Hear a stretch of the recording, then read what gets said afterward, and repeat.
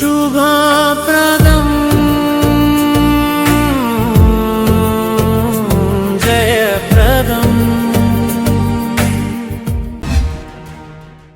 నమస్తే, welcome to magazine story. YS Jaganmohan Reddy corona రక్కసి వణికించినా అదరలేదు.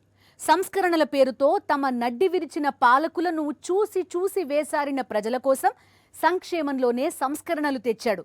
అభివృద్ధి పేరుతో తమ కళ్లకు గ్రాఫిక్స్ గంతలు కట్టిన పాలకులను చూసి బెంబేలెత్తిన ప్రజలకు నిజమైన అభివృద్ధి అంటే ఏంటో చేసి చూపించాడు. పాలకులకు ప్రజలకు మధ్య ఏర్పడిన దూరాన్ని చెరిపేశాడు. 5 ఏళ్ల తన పాలనలో అభివృద్ధిపై ఎంత బలమైన ముద్ర వేశారంటే, నాడు జగన్ చేసిన నిర్ణయాలు, నాడు జగన్ తలపెట్టిన అభివృద్ధి కార్యక్రమాలు, నాడు జగన్ రాష్ట్రానికి సాధించిన ప్రాజెక్టులు, వాటన్నింటినీ తమ ఖాతాలో వేసుకుంటోంది కూటమి ప్రభుత్వం. పోర్టుల నుంచి ఇండస్ట్రియల్ పార్కుల దాకా జగన్ చేసిన అభివృద్ధిని చూపిస్తూ తమదే అని సొంత డబ్బా కొట్టుకుంటున్నారు చంద్రబాబు అండ్ కో. జగన్ వేసిన బాటకి జై కొడుతూ జగన్ మీద విషం కక్కుతున్నారు. దీనిపైనే ఇవాల్టి మ్యాగజైన్ స్టోరీ. ఒకరు సాధించిన ఫలితాలను తమ విజయాలుగా ప్రచారం చేసుకునే వాళ్ళని ఏమంటాం? విన్నవాళ్లు సిగ్గుపడేలా ఎన్నైనా అంటాం. ఒకరి శ్రమని, ఒకరి ప్రతిభని, ఒకరి కృషిని తమది అని చెప్పుకుని బతికేసే వాళ్ళని ఏమంటాం? ఇది కూడా ఒక బతుకేనా అంటాం. ఏ దేశంలో అయినా సరే, ఏ భాషలో అయినా సరే, ప్రపంచం నలుమూలలా ఎక్కడైనా సరే పరాన్న జీవుల్లా బతికే వారిని పరమ నీచంగానే చూస్తారు కదా. విజనరీ ముసుగులో దశాబ్దాలుగా బతికేస్తూ వచ్చిన చంద్రబాబు జగన్ విజనరీనే శిరోధార్యం అంటున్నారు. జగన్ చేసిన అభివృద్ధి ముద్ర నీడలో తిరుగుతూ ఈ ఘనత తనదిగా చంద్రబాబు చెప్పుకుంటుంటే నిస్సిగ్గుగా ఎల్లో మీడియా కూడా తందానా పాడుతూ దిక్కుమాలిన కథనాలు వండివార్చుతోంది. ఆంధ్రప్రదేశ్లో ఏం జరుగుతోందన్న ప్రశ్నకి దేశమంతా వినిపించే సమాధానం ఒక్కటే, అరాచక పాలన అని. ఇప్పుడు మరో సమాధానం కూడా వినిపిస్తోంది. చంద్రబాబు అండ్ కో చేస్తున్న గోబెల్స్ ప్రచారం. ఏపీ అభివృద్ధికి జగన్ వేసిన బాటని తనది అని చెప్పుకుంటూ చంద్రబాబు పచ్చముఠా చేస్తున్న సర్కస్ ఫీట్లను చూసి తెలుగు ప్రజలే కాదు, దేశ ప్రజలంతా నవ్వుకుంటున్నారు. జగన్ హయాంలో వచ్చిన ప్రాజెక్టులను, జగన్ చేసిన అభివృద్ధిని నిస్సిగ్గుగా తమ ఖాతాలో వేసుకుంటోంది కూటమి ప్రభుత్వం. నిజానికి ఈ తరహా గోబెల్స్ ప్రచారంలో చంద్రబాబు ఎంత ఆరితేరిన వ్యక్తో ప్రత్యేకంగా చెప్పక్కర్లేదు. జగన్మోహన్ రెడ్డి హయాంలో విశాఖ నగరంలో అదానీ డేటా సెంటర్ ఏర్పాటుకు అనుమతులు ఇచ్చారు. భూములు కూడా గత ప్రభుత్వమే కేటాయించింది. పెద్ద ఎత్తున ఉద్యోగాలు కల్పించాలన్న షరతుతోనే అప్పట్లో అదానీ డేటా సెంటర్ కు గ్రీన్ సిగ్నల్ ఇచ్చారు. తాజాగా ఇదే అదానీ గూగుల్ సంస్థతో కలిసి ఒప్పందం చేసుకున్నారు. అయితే చంద్రబాబు నాయుడు పార్టీతో పాటు పచ్చ మీడియా దీన్ని కేవలం గూగుల్ డేటా సెంటర్ గా చిత్రీకరిస్తున్నారు.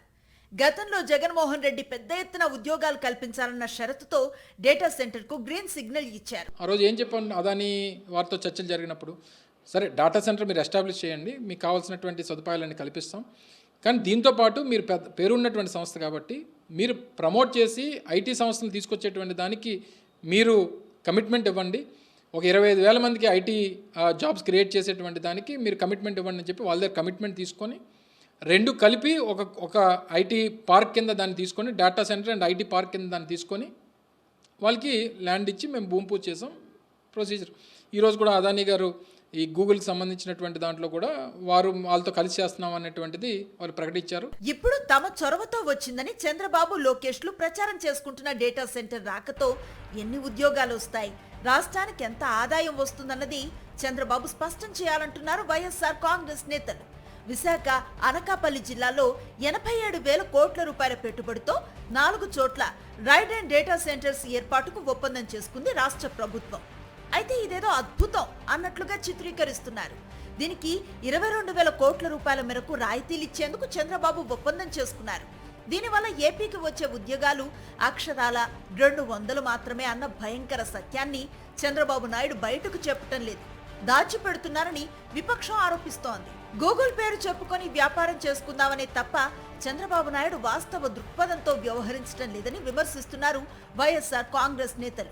డేటా సెంటర్ కు తాము వ్యతిరేకం కాదని, దాంతో పాటు గూగుల్ డెవలప్మెంట్ సెంటర్ పెట్టి వేలాది ఉద్యోగాలు సాధిస్తేనే రాష్ట్రానికి మేలు జరుగుతోందని ప్రతిపక్షం సూచిస్తోంది. జగన్ సాధించిన ప్రాజెక్టులను తమ ఖాతాలో వేసుకోవటం గెలిచిన నాటి నుంచే మొదలు పెట్టారు చంద్రబాబు.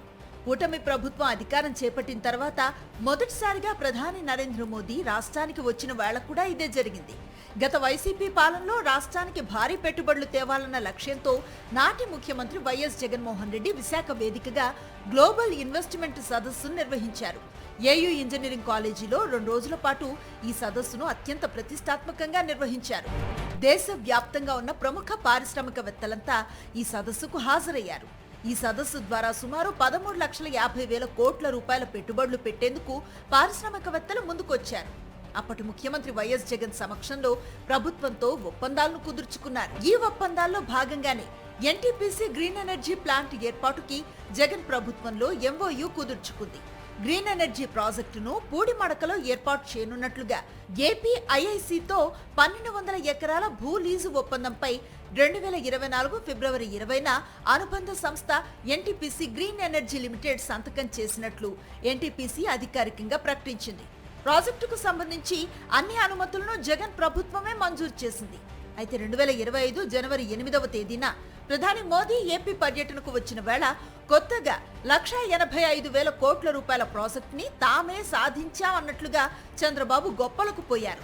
కేవలం గ్రీన్ ఎనర్జీ ప్రాజెక్టు మాత్రమే కాదు, నాడు మోదీ శంకుస్థాపన చేసిన ప్రాజెక్టులన్నీ గత జగన్ ప్రభుత్వంలో ఒప్పందాలు కుదిరినవే. వైఎస్ జగన్మోహన్ రెడ్డి వైజాగ్ ని ఎగ్జిక్యూటివ్ క్యాపిటల్ గా ప్రకటించినప్పుడు టీడీపీ ఎల్లో మీడియా ఎంత గగ్గోలు పెట్టా, ఎంతగా విషం చిమ్మాయో గుర్తుందా?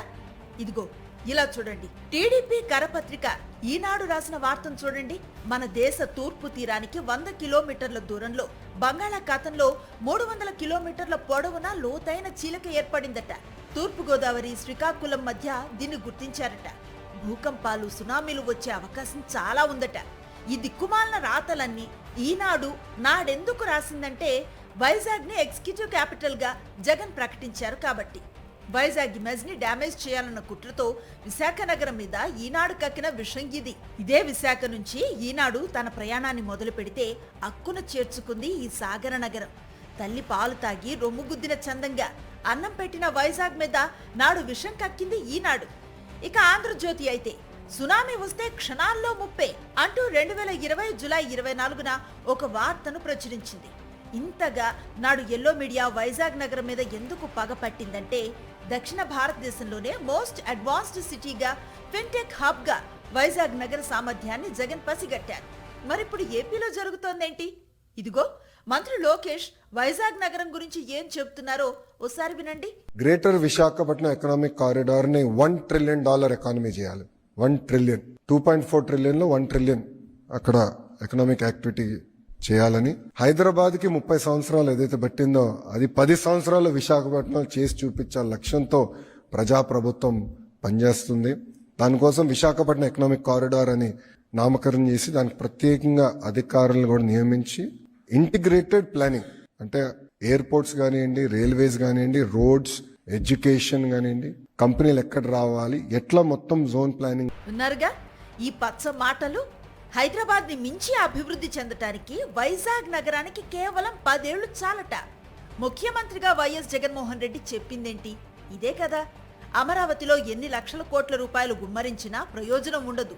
వైజాగ్ నగరానికి దేశం గర్వపడే మహానగరంగా ఎదిగే శక్తి, స్థాయి, వనరులు ఉన్నాయని జగన్మోహన్ రెడ్డి ఎప్పుడో చెప్పారు. నాడు వైజాగ్ నగరం సునామీ వస్తే మునిగిపోతుందని, భూకంపాలు వస్తే తట్టుకోలేదని విషం కక్కింది ఎల్లో మీడియా. ఇప్పుడు మళ్ళీ చంద్రబాబు, లోకేష్ నాడు జగన్ ఏం చెప్పారో అదే చెప్తున్నారు. ఇక ఎల్లో మీడియా నిస్సిగ్గుగా తన డబ్బు తాను కొడుతోంది. వైజాగ్ గురించి నారా లోకేష్ కోస్తున్న కోతలేంటో మరోసారి వినండి. దానికోసం విశాఖపట్నం ఎకనామిక్ కారిడార్ అని నామకరణం చేసి దానికి ప్రత్యేకంగా అధికారులను కూడా నియమించి ఇంటిగ్రేటెడ్ ప్లానింగ్ అంటే ఎయిర్పోర్ట్స్ కానివ్వండి, రైల్వేస్ కానివ్వండి, రోడ్స్, ఎడ్యుకేషన్ కానివ్వండి, కంపెనీలు ఎక్కడ రావాలి, ఎట్లా మొత్తం జోన్ ప్లానింగ్. విన్నారుగా. వైజాగ్ అభివృద్ధికి ఏదో ఎకానమిక్ కారిడార్ తీసుకొస్తాడట. అయ్యా నారా లోకేష్, జగన్మోహన్ రెడ్డి ముఖ్యమంత్రిగా ఉన్నప్పుడే కార్గో రవాణాకు కీలకమైన రాయ్పూర్ విశాఖపట్నం ఎకానమిక్ కారిడార్ ను కేంద్రం చేత ఒప్పించి ఆ ప్రాజెక్టుకు ఆమోదం సాధించారు. అలాగే విశాఖ చెన్నై పారిశ్రామిక కారిడార్ అభివృద్ధి కూడా జగన్మోహన్ రెడ్డి సీఎంగా ఉన్న సమయంలోనే వేగవంతమైంది. ఇంకా మీరు ఎయిర్పోర్ట్లని ఏదేదో చెప్తున్నారు Lokesh. Already Bhogapuram international airport నిర్మాణాన్ని జగన్మోహన్ రెడ్డి ఎప్పుడో మొదలుపెట్టారు. భోగాపురం ఇంటర్నేషనల్ ఎయిర్పోర్టు శంకుస్థాపన నాటి నుంచి తెగ ఏడ్చిన పచ్చముట్ట ఎల్లో మీడియా ఇప్పుడు ఆ ఎయిర్పోర్టు పూర్తయితే వైజాగ్ నగరం రూపురేఖలే మారిపోతాయని చెప్తోంది. అందుకోసమే కదా జగన్ భోగాపురం ఎయిర్పోర్టు నిర్మాణానికి పూనుకుంది. జగన్ నిర్ణయాలు, జగన్ అభివృద్ధి ఆలోచనలు, జగన్ తెచ్చిన ప్రాజెక్టులు అన్నీ తమ ఖాతాలో వేసుకొని ప్రజలను మోసం చేయాలని, మభ్యపెట్టాలని చంద్రబాబు అండ్ కో విశ్వ ప్రయత్నం చేస్తున్నారు. కానీ 5.5 కోట్ల మంది ఏపీ ప్రజలకు రాష్ట్ర భవిష్యత్తు కోసం, రాష్ట్ర అభివృద్ధి కోసం జగన్ వేసిన బాట ఏంటో, అదెంత శక్తివంతమైనదో, ఎంత ఉన్నతమైందో తెలుసు. ఇండియాకి సెల్ ఫోన్ తెచ్చిందెవరు? ఈ ప్రశ్నకి జవాబు తెలిసిన వాళ్లైతే పివి నరసింహారావు ప్రధానిగా ఉన్న సమయం అని చెప్తున్నారు. తెలియని వాళ్ళు తెలీదు అని చెప్తున్నారు. కానీ ఈ ప్రపంచంలో ఒక్క చంద్రబాబు మాత్రం అది నేనే అంటూ పచ్చ అబద్ధాన్ని పచ్చి పచ్చిగా చెప్పేస్తారేంటి? 20 ఏళ్ల నుంచి చెప్పి ప్రజల్ని చావుగొడుతున్నారు. ఇప్పుడు మరింత పచ్చిగా జగన్ అమలు చేసిన పథకాలను, తీసుకొచ్చిన సంస్కరణలను తన ఖాతాలో వేసేసుకుంటున్నారు చంద్రబాబు. ప్రాజెక్టులనే కాదు, చివరికి అమ్మ ఒడిని కూడా వదిలిపెట్టలేదు. నోరు విప్పితే నా అంత విజనరీ ఉన్నాడా అంటూ గప్పాలు కొట్టే చంద్రబాబు జగన్ దార్శనికతని ఫాలో కావటమే తప్ప తనకు మరో మార్గం లేదని ఓపెన్ గా చెప్పేస్తున్నారు. కాకపోతే దాన్ని ఒప్పుకునే నిజాయితీ ఎలాగూ లేదు కాబట్టి జగన్ చేసిన పనులన్నీ తన ఖాతాలో వేసుకోవటమో లేకపోతే జగన్ పాలనను అనుకరించటమో చేస్తున్నారు. చివరకు మద్యం దుకాణాల్లో క్యూఆర్ కోడ్ విషయంలోనూ చంద్రబాబు ప్రభుత్వానికి జగన్ బాటే పట్టాల్సి వచ్చింది. దశల వారీ మద్య నియంత్రణ, నాణ్యమైన మద్యం అమ్మకాల కోసం గత వైఎస్ఆర్సీపీ ప్రభుత్వం క్యూఆర్ కోడ్ స్కాన్ విధానాన్ని తొలిసారిగా ప్రవేశపెట్టింది. అంటే ప్రభుత్వ మద్యం దుకాణాల్లో విక్రయించే ప్రతి మద్యం సీసాపై ఉన్న క్యూఆర్ కోడ్ను స్కాన్ చేస్తే చాలు, మద్యానికి సంబంధించి పూర్తి సమాచారం వెల్లడవుతుంది. అది ప్రభుత్వం అధికారికంగా ఆమోదించి సరఫరా చేస్తున్న నాణ్యమైన మద్యమేనా?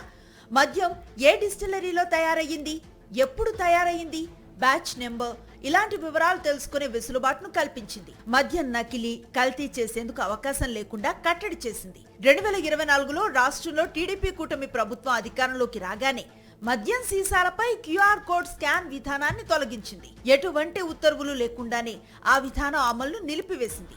ఆపై టీడీపీ సిండికేట్ మద్యం దుకాణాల విధానాన్ని ప్రవేశపెట్టింది. ఇక ఊరూరా బెల్ట్ షాపులు పెట్టి టీడీపీ నేతలు నకిలీ మద్యం దందా మొదలు పెట్టారు. నకిలీ మద్యం స్కామ్లో అడ్డంగా దొరికిపోయిన చంద్రబాబు ప్రభుత్వం చివరకు నకిలీ మద్యం కనిపెట్టడానికి జగన్ ప్రభుత్వంలో అమలు చేసిన క్యూఆర్ కోడ్ విధానానికి జై కొట్టింది. దీంతో క్యూఆర్ కోడ్ ఉపయోగిస్తూ అనేక చోట్ల నకిలీ మద్యమే తాము తాగుతున్నట్లుగా గుర్తిస్తున్నారు మద్యపాన ప్రియులు. ఈ కల్తీ మద్యం మనకి లక్షల బాటిల్స్ లో వచ్చినాయి. ఇదే బీర్ బాటిల్ చేస్తే ఎర్రర్ వస్తుంది.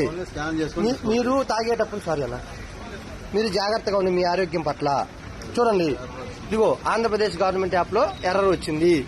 ఇది మీ ఆరోగ్యాన్ని పనంగా పెట్టొద్దు. ఈ సాయి వైన్స్ లో మా కాలనీ దగ్గర, ఒంగోలు దగ్గర ఉండే వైన్స్ లో నకిలీ బీర్లు దొరికినాయి. అంటే ఆ స్థాయిలో నకిలీ మద్యాన్ని చలామణిలోకి తెచ్చిందన్నమాట పచ్చముఠ. అబద్ధాలు చెప్పటం, అబద్ధాన్ని మోసాన్ని కలిపేసే సరికొత్త కుట్రలు పన్నటం. రాజకీయమైనా పరిపాలనైనా అబద్ధాలను అవసరాలకు అనుగుణంగా అవలీలగా చెప్పటంలో చంద్రబాబుతో పోటీ పడే నాయకుడు దేశ రాజకీయాల్లోనే లేరు.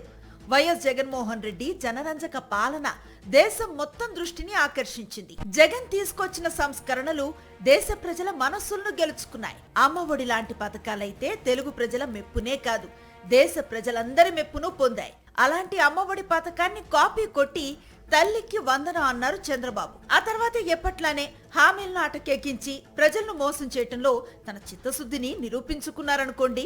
అయితే జగన్ తెచ్చిన ప్రాజెక్టులను తమవిగా చెప్పుకోవటం అలవాటైపోయి చివరకు జగన్ అమలు చేసిన పథకాలు కూడా తమవే అని చెప్పుకోవటం మొదలు పెట్టారు. ఓసారి చూడండి. తల్లికి వందనం ఇచ్చాం, మినిస్టర్ గారు ఉన్నారు. ఇప్పుడు తల్లికి వందనం ఇచ్చాడా? ఇది ఒక ప్రభుత్వ విధానమేనా కాదా? ఎట్లొచ్చింది? ఆయన ఆలోచనలో నుంచి వచ్చింది. విన్నారుగా, పిల్లల ఎదుటే పచ్చి అబద్ధాలు. ఒక రాష్ట్రానికి పెద్దరికం వహించే బాధ్యతలో ఉన్నాననే స్పృహలో లేకుండా నిస్సిగ్గుగా బుకాయింపు, బడాయిలు. రాష్ట్రంలో ఇప్పటిదాకా అసలు అమ్మఒడి లేనే లేదు. ఈ పథకాన్ని తామే ఇచ్చామని సీఎం చంద్రబాబు నిస్సిగ్గుగా చెప్పుకోవటాన్ని చూసి ప్రపంచవ్యాప్తంగా ఉన్న తెలుగు జాతి నివ్వెరపోతోంది. అమ్మఒడి రూపశిల్పి లోకేషట పైగా ఇదంతా చెప్పింది ఎక్కడో తెలుసా? శ్రీ సత్యసాయి జిల్లా కొత్త చెరువు జెడ్పీ పాఠశాలలు. నాడు నేడులో భాగంగా జగన్మోహన్ రెడ్డి తీర్చిదిద్దిన వేల పాఠశాలల్లో ఇదొకటి. జగన్ అద్భుతంగా మార్చిన పాఠశాలల్లో జగన్ ప్రభుత్వం సమకూర్చిన డిజిటల్ తరగతిలో కూర్చొని చంద్రబాబు పచ్చి అబద్ధం ఆడేశారు. చంద్రబాబు, మంత్రి లోకేష్ విద్యార్థులతో కలిసి కూర్చున్న కుర్చీలు, డబుల్ డెస్క్ బెంచీలు వైఎస్ జగన్ ప్రభుత్వం సమకూర్చినవే. అది బహిర్గతమవుతుందనే భయంతో నాడు నేడు పథకం పేరుపై స్టిక్కర్లు అతికించి మాయం చేశారు. అసలు ఆ పాఠశాలలో అమర్చిన ఫ్యాన్లు, లైట్లు, అధునాతన ఐఎఫ్ఐ స్క్రీన్లు అన్నీ జగన్మోహన్ రెడ్డి ప్రభుత్వంలో ఏర్పాటు చేసినవి. గత ప్రభుత్వం అందజేసిన అధునాతన ఐఎఫ్ఐ స్క్రీన్ ముందు నిలబడి తల్లికి వందనం పథకం లోకేష్ ఆలోచన నుంచి పుట్టిందేనని సీఎం చంద్రబాబు చెప్పడంతో విద్యార్థులు, వారి తల్లిదండ్రులు, ఉపాధ్యాయులు నవ్వుకుంటే తెలుగు ప్రజలంతా తలలు పట్టుకున్నారు. 2014 నుంచి 2019 మధ్య 5 ఏళ్ల పాటు చంద్రబాబు పాలనలో కనీసం ఒక్క ఫ్లైఓవర్ కూడా నిర్మించలేదు. అమరావతి పేరుతో ప్రజల కళ్ళకి గ్రాఫిక్స్ గంతలు కట్టడం, లక్షల కోట్ల రూపాయల స్కామ్లు చేయడం, దావోస్ వెళ్లి దిస్ ఇస్ పాలకూర పప్పు, దిస్ ఇస్ బెండకాయ వేపుడు అంటూ ఏపీ ప్రయోజనాలను వెక్కిరించడం మినహా ఇక గత 16 నెలలుగా కూటమి ప్రభుత్వం చేస్తోన్న అరాచకాల గురించి ఎంత చెప్పినా తక్కువే. మరి అసలు ఏపీలో అభివృద్ధి అంటూ జరిగిందంటే అదెప్పుడు? 2019 నుంచి 2024 మధ్యకాలం వైఎస్ జగన్మోహన్ రెడ్డి పాలించిన కాలం. జగన్ పాలనలో ఏపీలో జరుగుతోన్న అభివృద్ధిని చూసి దేశమంతా శభాష్ అన్న కాలం. ఒకవైపు జగన్ తీసుకొచ్చిన సంస్కరణలను నాశనం చేస్తూ మరోవైపు జగన్ తెచ్చిన ప్రాజెక్టులను తన ఖాతాలో వేసుకుంటున్నారు. అయితే 5.5 కోట్ల మంది ప్రజలు మాత్రం ఆంధ్రప్రదేశ్ అభివృద్ధికి జగన్ వేసిన బాటనే చూస్తున్నారు. దేశంలోనే 2వ అతి పొడవైన తీరరేఖ ఏపీ సొంతం. అందుకే వైఎస్ జగన్మోహన్ రెడ్డి సీఎంగా బాధ్యతలు తీసుకోగానే తీర ప్రాంతాన్ని అభివృద్ధి చేయడంపై దృష్టి పెట్టారు. 3,800 కోట్ల రూపాయలతో 10 ఫిషింగ్ హార్బర్లు అభివృద్ధి చేసింది జగన్ ప్రభుత్వం. అలాగే 20,000 కోట్ల రూపాయలతో రామాయపట్నం, మూలపేట, మచిలీపట్నం, కాకినాడ గేట్వే ఇలా మొత్తం 4 కొత్త పోర్టులను నిర్మించారు. 15 ఏళ్లు సీఎం పదవి వెలగబెట్టిన ఒక్క పోర్టు కూడా కట్టని చంద్రబాబు ఇప్పుడు జగన్ నిర్మించిన పోర్టులను తన ఖాతాలో వేసుకోవటమే కాదు, పెట్టుబడులు ఆకర్షించడానికి వెళ్లిన ప్రతి చోట మా దగ్గర అద్భుతమైన పోర్టులు ఉన్నాయంటూ జగన్ కష్టాన్ని తనదిగా చెప్పుకుంటున్నారు. ఇదిగో ఒకసారి ఇలా చూడండి. కొప్పర్తి ఇండస్ట్రియల్ కారిడార్ లో అభివృద్ధి కార్యక్రమాలను సీఎం హోదాలో జగన్మోహన్ రెడ్డి పర్యవేక్షిస్తున్న అప్పటి దృశ్యాలివి. కొప్పర్తి నోడ్ను జగన్ ప్రభుత్వం శరవేగంగా అందుబాటులోకి తెచ్చింది. విశాఖ చెన్నై కారిడార్ లో భాగంగా కొప్పర్తి వద్ద 6,739 ఎకరాలను జగన్ ప్రభుత్వం అభివృద్ధి చేసింది. ఇదే కారిడార్ లో భాగంగా నక్కపల్లి, రాంబిల్లి, శ్రీకాళహస్తి, కొప్పర్తి నోడ్లను ఏడీబీ, నిగ్డిక్ట్ నిధులతో జగన్ ప్రభుత్వం అభివృద్ధి చేసింది. ఏడీబీ నిధులతో తొలి దశలో 2,900 కోట్లతో అభివృద్ధి చేశారు. రెండవ దశలో 1,633 కోట్లతో అభివృద్ధి పనులకు జగన్ హయాంలోనే ఏడీబీ అంగీకారం తెలిపింది.